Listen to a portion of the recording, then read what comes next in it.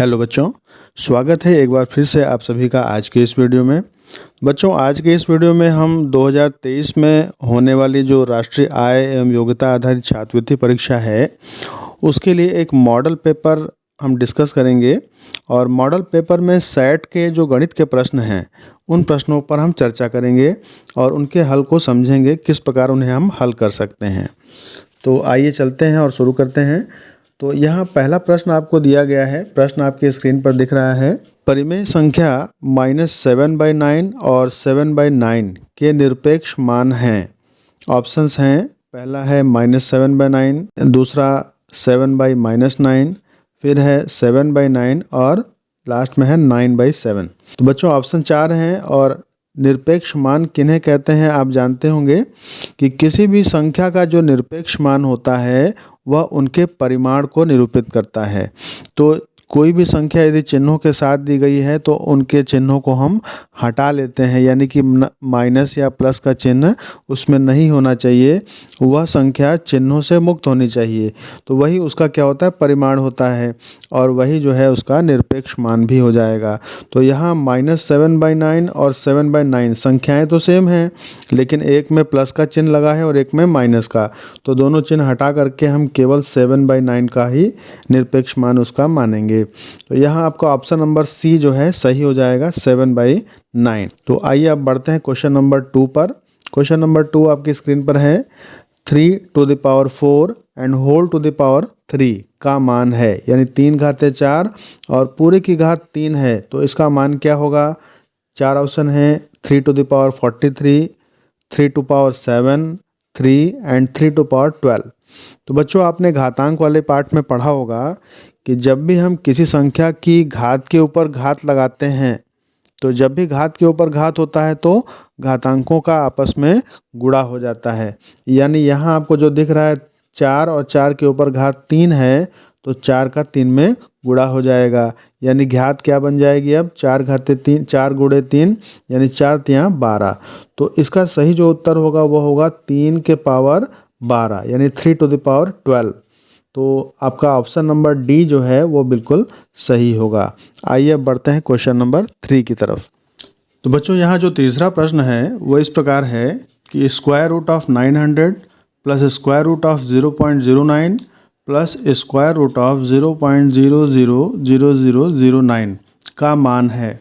Options हैं आपके पास 30.3003, 30.303, 30.330 and 33.003। तो बच्चों यहाँ वर्गमूल का प्रश्न है और आप जानते हैं कि 900 का वर्गमूल आपको पता है 30 होता है। जब इसको आप सॉल्व करेंगे तो क्या मिलेगा, 900 का वर्गमूल 30, इसके बाद प्लस 0.09 का वर्गमूल कितना हो जाएगा, ये हो जाएगा 0.3। और नेक्स्ट है 0.000009, यानी डेसिमल के बाद 6 डिजिट्स हैं, तो 6 डिजिट्स हैं तो वर्गमूल में कितने डिजिट होंगे, डेसिमल के बाद 3 डिजिट्स होंगे, यानी कि ये हो जाएगा 0.003। जैसा कि आप जानते हैं 9 का वर्गमूल 3 होता है, तो 0.000009 का वर्गमूल हो जाएगा 0.003। क्योंकि जब आप 0.003 को 2 बार मल्टीप्लाई करेंगे तो यहाँ आपको देख रहे हैं दशमलव के बाद 1, 2, 3 संख्याएं हैं, तो जब गुणा करेंगे इसी का फिर से इसी में, तो दशमलव के बाद 6 अंक हो जाएंगे। तो इस तरीके से ये जो है आपका मिल जाएगा। तो अब इनको आपको योग करना है, 30 प्लस 0.3 प्लस 0.003 को आपको ऐड करना है। तो ये क्या मिल जाएगा बच्चों, ये आपको मिलेगा 30.303। जब आप प्लेस पर रखेंगे यानी 30 को आप लिख सकते हैं 30.000 और दूसरा है 0.3 केवल, तो 0.3 को 300 लिख सकते हैं और लास्ट में है 0.003। जब इनको आप ऐड करेंगे तो ये हो जाएगा 303, यहाँ पर 0 और यहाँ पर 3 यानी 30.303। तो आपका ऑप्शन कौन सा सही होगा, 30.303, यानी कि ऑप्शन नंबर बी जो है वो बिल्कुल करेक्ट हो जाएगा। तो आइए बच्चों अब बढ़ते हैं क्वेश्चन नंबर 4 की तरफ। प्रश्न संख्या 4 आपकी स्क्रीन पर है। कक्षा 7 के 6 छात्रों ने गणित की परीक्षा में क्रमशः 55, 68, 65, 77, 56 और 51 अंक प्राप्त किए हैं। छात्रों के प्राप्तांकों के समांतर माध्य हैं। तो बच्चों, समांतर माध्य क्या होता है? जिस प्रकार आप औसत ज्ञात करते थे, बस वैसे ही आपको समांतर माध्य ज्ञात करना है। तो समांतर माध्य ज्ञात करने के लिए जो दिए गए आंकड़े होते हैं उन सभी का योगफल ज्ञात कर लेते हैं और उन आंकड़ों की संख्या से उसमें भाग देते हैं। तो यहाँ पर आपके 6 आंकड़े हैं। 6 छात्रों ने परीक्षा दी थी, तो जो भी प्राप्तांक है वो 6 छात्रों के हैं। तो सबसे पहले हमें उन्हें प्राप्तांकों का योगफल ज्ञात करना पड़ेगा। तो प्राप्तांकों का योगफल ज्ञात करने के लिए आप 55 + 68 + 65 + 77 + 56 और +51 करेंगे और सभी को डिवाइड किससे करेंगे? 6 से, क्योंकि टोटल 6 संख्याएं हैं। तो अब इनका योग कर लेते हैं। तो बच्चों, इनका योग कितना आ गया? 372, 372, और इसे हमें डिवाइड करना है 6 से। तो हम डिवाइड कर लें इसको। तो 6 छाके 36 और 1 बचेगा, 6 दूना 12 यानी 62। तो इन प्राप्तांकों का जो समांतर माध्य होगा वो कितना होगा? 62। और 62 आपको ऑप्शन नंबर सी में दिया गया है। तो ऑप्शन सी आपका बिल्कुल करेक्ट हो गया। आइए बढ़ते हैं क्वेश्चन नंबर 5। तो बच्चों, क्वेश्चन नंबर 5 इस प्रकार है, किसी त्रिभुज का केंद्रक ज्ञात करने के लिए कम से कम कितनी माध्यिकाएं खींचना आवश्यक है? तो बच्चों, आपको ये पता होगा कि जब भी हम किसी त्रिभुज का केंद्रक खींचते हैं तो केंद्रक क्या होता है? त्रिभुज की सभी माध्यिकाओं के कटान बिंदु को ही हम त्रिभुज का केंद्रक कहते हैं। तो जहाँ पर त्रिभुज की 2 माध्यिकाएं आपस में एक दूसरे को काटेंगी, वहीं पर उसी बिंदु पर तीसरी माध्यिका भी काटती है। तो हमें तीनों माध्यिकाएं खींचने की या ड्रॉ करने की ज़रूरत नहीं है। केवल हम 2 माध्यिकाएं खींच लेंगे तो हमें उनका जो कटान बिंदु प्राप्त होगा वही केंद्रक प्राप्त हो जाएगा। यानी कि हमें कितनी माध्यिकाओं की आवश्यकता होगी? केवल 2 माध्यिकाओं की। तो इसका जो ऑप्शन बी है वो बिल्कुल सही होगा। आइए बच्चों, अब देखते हैं प्रश्न नंबर 6। प्रश्न 6 इस प्रकार है कि संलग्न चित्र में ABC का क्षेत्रफल और त्रिभुज DEF का क्षेत्रफल का अनुपात है। इसमें 4 अनुपात ऑप्शन में दिए गए हैं, 1:4, 4:1, 1:2 एंड 2:1। तो बच्चों, यहाँ आप में चित्र में जो देख रहे हैं, त्रिभुज ABC बड़ा त्रिभुज है और त्रिभुज DEF जो है इनकी भुजाओं के मध्य बिंदुओं को मिलाने से बना हुआ त्रिभुज है। तो ये आपको चित्र देखने से ही पता चल रहा है कि यह चित्र 4 भाग में विभक्त हो चुका है और चारों भागों की जो क्षेत्रफल होंगे वो आपस में बराबर होंगे और इन चारों क्षेत्रफलों को योग करने पर बड़े त्रिभुज ABC का क्षेत्रफल प्राप्त हो जाएगा। तो इस प्रकार अगर हम अनुपात ज्ञात करें तो त्रिभुज ABC का क्षेत्रफल और त्रिभुज DEF के क्षेत्रफल में अनुपात क्या मिलेगा? 4:1 का अनुपात होगा। तो आपका ऑप्शन नंबर बी जो है यहाँ पर बिल्कुल सही हो जाएगा। तो बच्चों, यहाँ 7वां प्रश्न हमारी स्क्रीन पर है। रिया, विजय और रश्मि के पास क्रमशः 2x, 2x + 3 और 3x + 1 रुपये हैं। यदि कुल मिलाकर तीनों के कुल मिलाकर 32 रुपये हैं तो विजय के पास रुपये हैं। और ऑप्शन में आपके पास हैं 4 रुपये, 8 रुपये, 11 रुपये और 13 रुपये। तो बच्चों, यहाँ आपको तीनों रुपयों का योगफल दिया गया है 32 रुपये। तो हमें क्या करना है? एक समीकरण का निर्माण करना है और समीकरण क्या होगा? 2x + 2x + 3 + 3x + 1 और तीनों का योगफल हमें क्या कर देना है? 32 के बराबर कर देना है। अब जब इन्हें ऐड करेंगे तो चर राशियों को एक साथ और अचर राशियों को एक साथ करेंगे। चर में आपका ये 2x है, फिर 2x है और 3x है। तो यहाँ 3x, 2x और 2x को ऐड करने पर कितना मिलेगा? जोड़ने पर 7x मिल जाएगा। और संख्याएं क्या हैं? संख्याएं आपके 3 है और 1। तो 3 + 1 4 बराबर आपका आ गया 32। अब आप इस 4 का पक्षांतर कर दें दाहिनी ओर। पक्षांतर करने पर क्या होगा? 7x equal to 32 minus 4। तो 32 में 4 घटाएंगे तो 28, 28, यानी कि 7x बराबर क्या मिल गया 28। तो x बराबर क्या हो जाएगा 28/7, यानी 7 4 जा 28, 4 मिल जाएगा। तो x का मान 4 मिल गया। और विजय के पास कितने रुपए थे 2x + 3।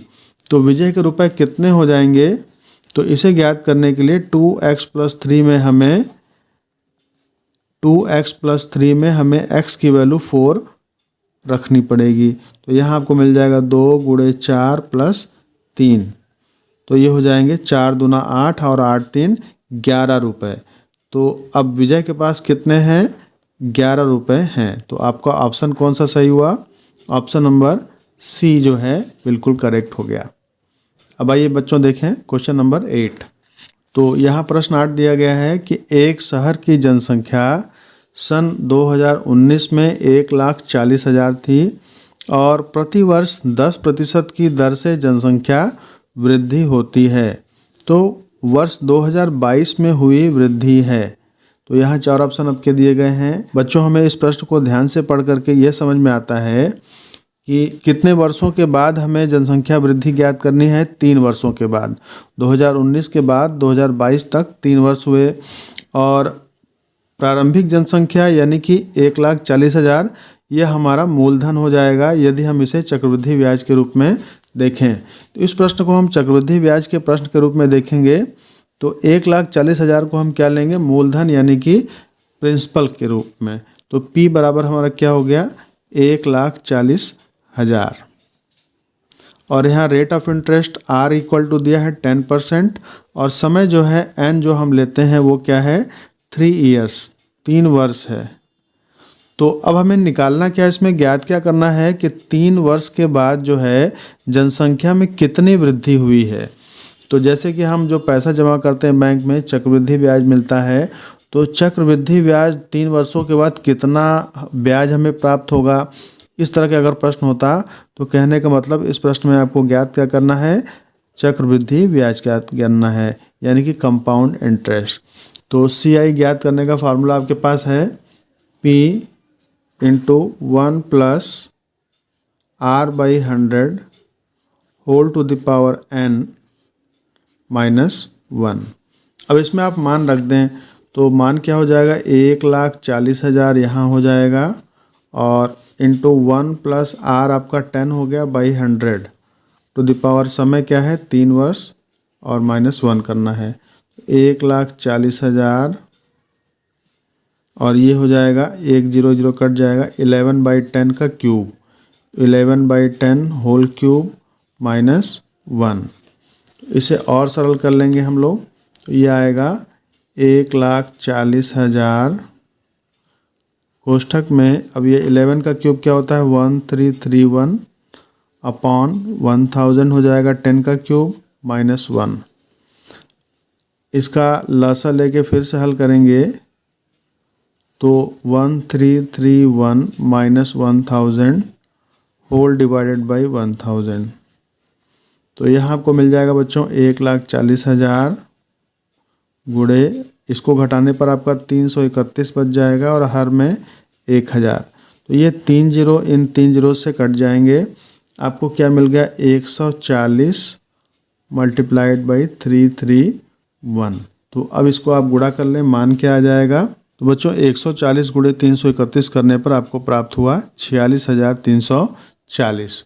तो 46,340 जो है ये आपका ऑप्शन नंबर ए विकल्प ए ही आपका बिल्कुल सही होगा।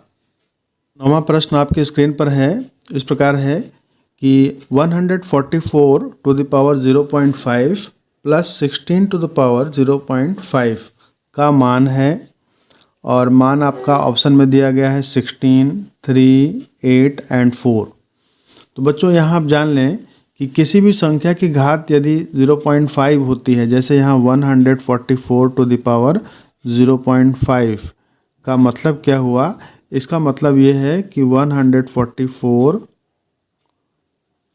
का पावर क्या हो गया 1/2 और 1/2 को हम क्या लेते हैं करड़ी लेते हैं, यानी कि 144 घाते 0.5 का मतलब क्या हो गया, √144।